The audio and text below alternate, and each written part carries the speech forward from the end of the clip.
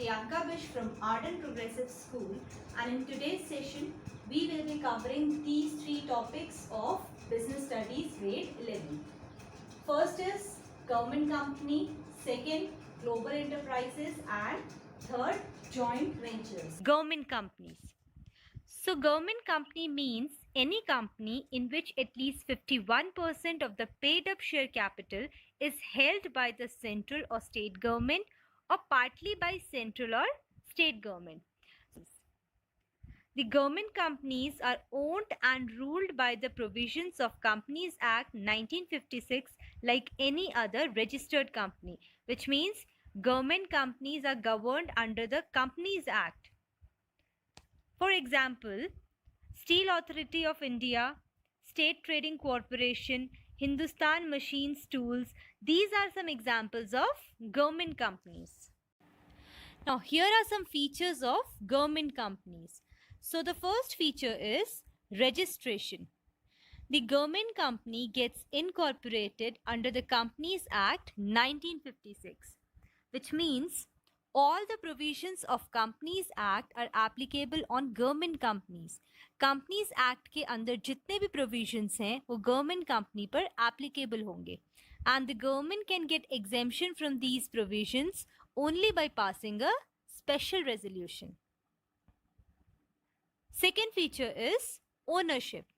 The government company is wholly or partly owned by the government, and the government can be central government or the state government. The share capital of these company is owned by the government of India in the name of president. Third is management. The government company is managed by the board of directors, and these board of directors are nominated by the government and the other shareholders. And the government also has the authority to appoint majority of directors. Next feature is separate legal entity. So the government company has a separate legal existence, which means it can buy and sell property in its own name, and it can also enter into a contract in its own name. Fifth is ministerial control, which means a government company is subject to ministerial control, where the ministry makes the appointment of directors and it also issues the direction and it assumes the overall supervision of the undertaking.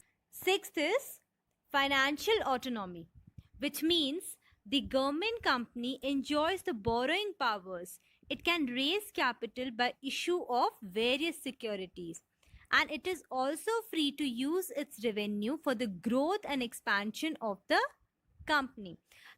Seventh is efficient staff. The recruitment and remuneration of employees of government company is independently decided by the government companies itself. So they are not governed by the civil services rules. Now here are some advantages of government companies. So the first advantage is administrative autonomy, which means the government company is free from the government and political interference. It can function freely and smoothly. So suitable changes can also be introduced whenever needed, but within the provision of Companies Act. Second is greater flexibility. So the government companies managed, financed and audited just as any other private sector company. So there is a greater flexibility, freedom of operations and quickness of action in running of the enterprise. Third is efficient staff. So government companies have their own rules and regulation regarding the recruitment and remuneration of employees, as we have discussed this in the features of government companies, and they can appoint professional and specialized person by offering better services and salary. And the last advantage is collaboration. The government companies accommodate managerial skills, technical know-how, expertise of the private enterprise by conveniently collaborating with it. So which means government companies क्या करती हैं कि किसी भी expertise या किसी भी private company के technical know-how को collaborate करती है अपने साथ. Now here are some disadvantages of government companies. So the first disadvantage is autonomy on paper only, which means whatever the freedom and flexibility offered to the government or the government company is true, but it is true on theoretical basis only. In actual practice, the government, who is being the major shareholder, they only dictates the terms and they get the things done in its own way. Second is political interference. The government companies are treated as personal property of ministers, which means the interference of minister is frequent. So all the operational policies and functions of the government companies are formed according to the ministers. Third is board pact with government representatives, which means the board of director in the government company is appointed by the government. We have discussed this in the features. So these directors always try to please the government rather than improving the efficiency of the government company.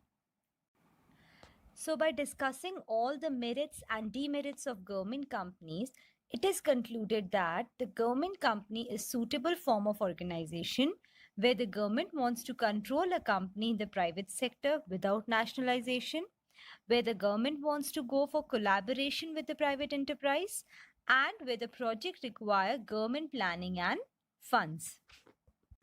We have discussed about the public sector enterprises, types of public sector enterprises such as departmental undertakings, public corporation and statutory corporations, and government companies. And we know that the public sector enterprises plays an important role in the economic development of the country. Changing role of a public sector. So as we know, public sector has been playing an important role in the economic development of the country. And despite their impressive role, public sector enterprise in India suffers from several problems. And these problems are poor project planning, excessive overheads, overstaffing, underutilization of capacity, inefficiency, etc.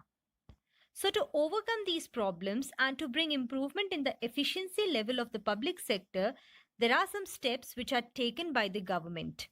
Although the performance of the public sector enterprise is not up to the mark, but the government can also not ignore the development of public sector enterprise. Why? Because these enterprise help to overcome the social problems of poverty, unemployment, imbalance in regional growth, etc. So the government has taken various steps to change the public sector so that its efficiency can increase. So government policy towards the public sector since 1991, Government of India has introduced 4 major reforms in public sector in its new economic policy of 1991. And these are, first is restructure and revive potentially viable PSUs. PSUs means public sector units, which means those public sector units which have the potential to revive, these are to be restructured. Second is close down the PSUs which cannot be revived, which means all those PSUs which do not have the potential to revive or restructure, such PSUs should be shut down. Third is bring down the government equality in all the non-strategic PSUs to 26% or lower if necessary. And the last is fully protect the interest of workers. So these are the 4 elements, or we can say these are the 4 major reforms in public sectors which was introduced by Government of India. So the government has taken various steps to achieve all the 4 elements we have discussed above. And the first step is reduction in the number of industry reserved for public sector from 17 to 8 and then to 3. So in industrial policy of 1956, there were 17 industries reserved exclusively for public sector. And in 1991, industrial policy, the number was reduced to 8, and in 2001, it was brought down to 3, which means in 1956, 17 industries were reserved for public sector. Then in 1991, only 8 industries were reserved, and after 2001, 3 industries were reserved for public sector. Now, these industries are atomic energy, arms, and rail transport. This means after 2001, the private sector could enter all the areas except these three. So the government realized that if they allow private sector in most of the sectors, it will encourage the public sector to perform better when they will have to compete with the private sector. Now, the second step was disinvestment of shares of a select set of public sector enterprise. So, disinvestment means disinvestment is the sale of equity shares of public sector units to private sector and public. So, the government decided to withdraw its holdings from the PSUs and encourage more participation of private sector in managing the public sector units. So, it can also be called privatization. So the primary objectives of privatizations are, so the first objective is releasing the large amount of public funds blocked in these units and utilizing them for other social priority projects such as education, health, etc. Second is reducing debt and interest rate burden. Third is transferring the risk from public sector to private sector. Fourth is reducing government control. And fifth is discouraging government monopoly, example, telecom industries. So these were the primary objectives of privatization, where the government disinvests their shares and they transfer all the shares to the private sector. Now the third step is policy regarding SIC units to be the same as that for the private sector. So all the loss-making public sector enterprise were handed over to BFIR. BFIR is Board of Industrial and Financial Reconstruction, which means all the public sector enterprise who are bearing loss, they are handed over to BFIR. So there was lot of opposition shown by the workers and the employees of units which were decided to be closed down. So the Government of India set up National Renewal Fund to rehabilitate and compensate the workers and offer them various voluntary retirement schemes. So there are many enterprises which are sick and the government is not in a position to feed them anymore. So that is why government has to take harsh step to close these units after providing safety to the workers. Now the last step is Memorandum of Understanding, or we can say MOU.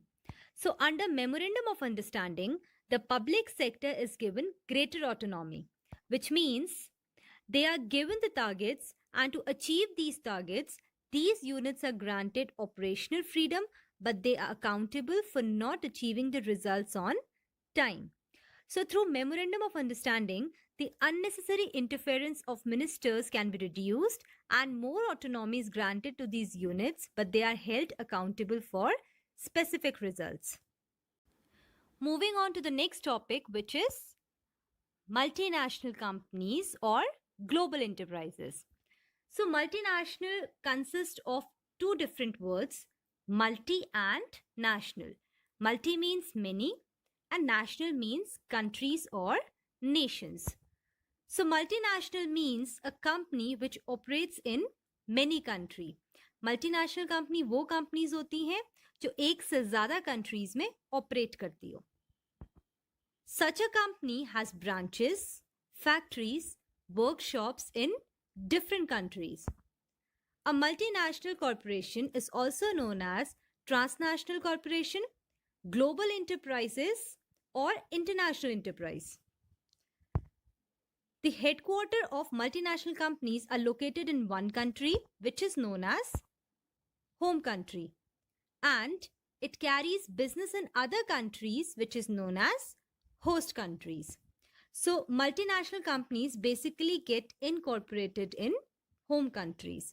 For example, Coca-Cola, Hyundai, Nike, Reebok, Samsung, Sony, etc. These are the examples of some multinational companies. Now here are some features and characteristics of multinational companies. So the first feature is giant size. As the assets and the sales of multinational companies are quite large, so these companies operate on large scale. Their operations are so huge that sometimes their sale turnover exceeds the gross national product of a developing country. Second feature is international operations. So as we know, multinational corporation operates in more than one country. So it has its branches, factories, offices in several countries. It also operates through a network of branches and subsidiaries in host countries.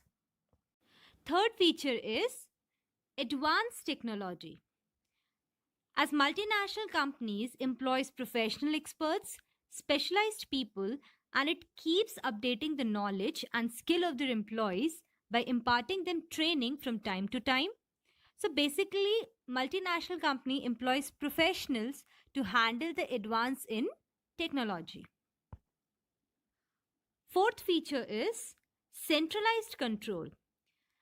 The branches of multinational companies are spread in different countries and they are controlled and managed from the headquarters located in home countries. Multinational companies के बहुत सारे branches होते हैं different countries में, लेकिन उनको control और manage करती है हेडक्वार्टर्स जो होती हैं होम कंट्री में located. So all the branches operate within the policy framework formed by the headquarters. Next feature is product innovation. So multinational companies are characterized by having highly sophisticated research and development departments engaged in the task of developing new products and superior designs of existing products. So जो multinational companies होती हैं इनकी जो research होती है वो highly sophisticated होती हैं और इनमें कई डेवलपमेंट डिपार्टमेंट्स भी होते हैं जो कि क्या करते हैं, नए प्रोडक्ट्स को डेवलप करते हैं या किसी एग्जिस्टिंग प्रोडक्ट में सुपीरियर डिजाइंस करते हैं. So the qualitative research requires huge investment which only multinational companies can afford. And the last feature is international market. So due to its vast resources and excellent marketing skill, a multinational company has access to international market. So it is able to sell its product or services in different countries. Multinational companies की excellent marketing skills की वजह से उनको international market में जगह मिलती है और वो अपने सारे प्रोडक्ट्स और सर्विसेज डिफरेंट कंट्रीज में सेल करते हैं. So there are some safeguards also which must be taken to ensure the effective role of multinational companies in host countries like India. For example, multinational companies should be allowed to enter in high-tech industries only, for example, telecommunication. MNCs must bring direct foreign investment so that there is improvement in balance of payment. And MNCs should not be allowed to kill small domestic enterprise, but they must offer healthy competition to domestic. So now joint ventures means when two or more firms join together to establish a new enterprise, then it is known as joint ventures. Or in simple words, we can say joint venture is a partnership between two firms, which means any business organization, if they desire, they can join hands with another business organization for mutual benefits. Also, the two firms contribute capital and participate in the management of the enterprise. The two business organization which has agreed to share the business for the mutual benefit, they have to contribute the capital and they have to participate in the management of the enterprise. And these firms can be of same country as well as firms of different countries. They can join together to form a joint venture. So we can also say a joint venture is a result of an agreement between the two businesses in different countries. Okay, so now in joint ventures, the risk and the rewards of the business are also shared. And the reason behind the joint venture is always business expansion, development of new products, or moving into new markets, particularly in another country. So these are the benefits of joint ventures. So joint venture companies are the best way of doing business. There are no separate laws for these joint ventures. For example, Maruti Company of India and Suzuki Company of Japan joined together to form Maruti Suzuki India Limited. So this is an example of joint venture companies. Now here are some features of joint ventures. So the first feature is reduces competition. So when the companies joins hand together or when they team ups, it adds to the existing resources and capacity, which means it enables the joint venture company to grow and expand more quickly and efficiently. So when two companies join together, the competition is reduced, and instead of wasting resources in competition, they will strengthen their organization. Next is reduces risk. So when a company starts a new business, there is a high risk involved in the company. But when two companies join together, so high risk involved in new and innovative ventures can be reduced. So we can say when two companies join together to share the risk, then the risk is low. Next is protection for small companies. So when the small firms join together to run the business, it becomes easy for them to run the business effectively and efficiently. And it also helps the small firms to compete with the large firms. So individually, these firms find it difficult to face the large companies, but when they join together, they can compete with the large business houses. So we can say the joint ventures helps in the protection for small companies. Next feature is advanced technology. As we know, technology plays an important role in every business enterprise. So technology is a major factor for most of the business to enter into the joint ventures, which means advanced techniques of production leading to the superior quality products. It saves a lot of time, energy, and investment because they do not have to develop their own technology. So, by joining hands with a foreign company, Indian companies can get the benefit of advanced technology. Next is better competence. So, with the help of joint ventures, firms can be more competent because both the firms can show their best skill while working together, and the resources also increases. So, we can say when a business enters into joint ventures with a partner, it opens up vast growing markets and it helps in the growth and expansion of the business. Next feature is large capital.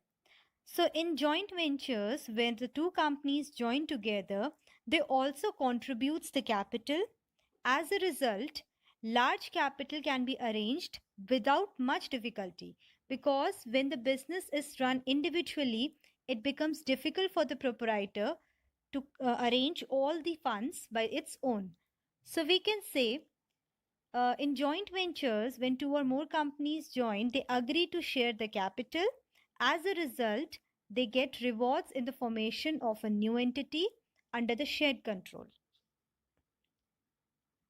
Next feature is reduction in cost.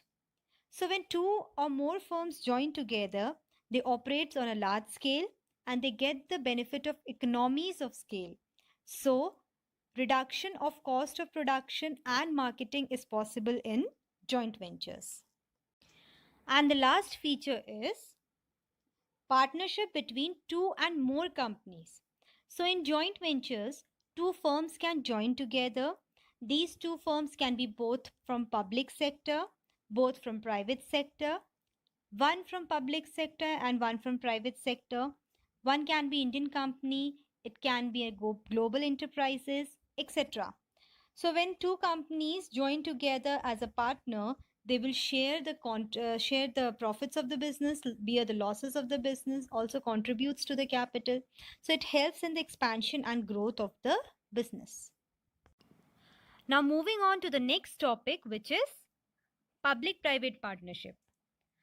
So public-private partnership describes the government services or private business ventures which is funded and operated through a partnership of government and one or more private sector companies.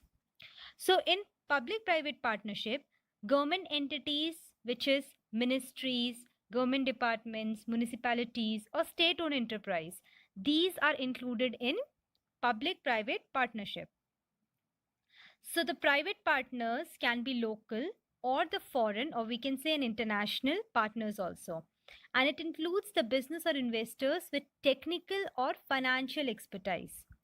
So public-private partnership is defined as relationship between public and private entities in the context of infrastructure and other services.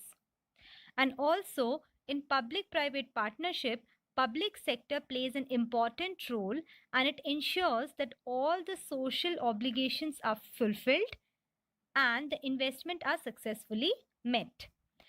So the government's contribution to public-private partnership is in the form of capital for investment and transfer of assets. So these schemes are also referred as P3 or PPP. For example, a hospital building is financed and constructed by a private developer and then it is leased to hospital authority. So the private company acts as the landlord and it provides housekeeping services and other non-medical services. Whereas hospital services are provided by the hospital authority, that is government. Now here are some features of public-private partnership, or we can say features of PPP. So the first feature is contract between public sector and private party. So public-private partnership is a contract between the public sector authority and private party in which the private party provides a public service and bears financial, technical and operational risk. As we have discussed the example of hospital building, where hospital building were financed by the private developer and it also provides the housekeeping services, whereas the hospital services were provided by the hospital authority, that is government. Next feature is cost of using services. So in some type of public-private partnership, the cost of using services is borne by the users of services and not by the taxpayer. Whereas in some of the cases or in some of the services, the cost of providing services is borne wholly or partly by the government. Next feature is provision of capital subsidy. So the project which aims at creating public goods in infrastructure sector, in that case, the government provides a capital subsidy in the form of a one-time grant to make it more attractive to the private sector. Whereas in some other cases, government may provide revenue subsidy or it may provide guaranteed annual revenue. Next is pertaining to high priority projects and public welfare. So public-private partnership is suitable for high priority project. High priority projects can be it includes infrastructure sector. So public-private partnership basically is used in the government projects targeted at public welfare. For example, Delhi Metro Rail Corporation, this project is used under the government target project and it is used for the public welfare. Next feature is sharing of revenue. The revenue of public-private partnership is shared between the government and the private enterprises in the agreed ratio. And the last feature is problem with public-private partnership. So the main problem with public-private partnership project is that private investors obtained a rate of return which is much higher than the government bond rate, even though most of the income risk is borne by the public sector. So it means that more of the risk is borne by the public sector and the private investors get in return, the private investors get high rate of return. With this, we have completed the third chapter of business studies in this session. So in the next session, we'll continue with the new chapter. That's all for today. Thank you.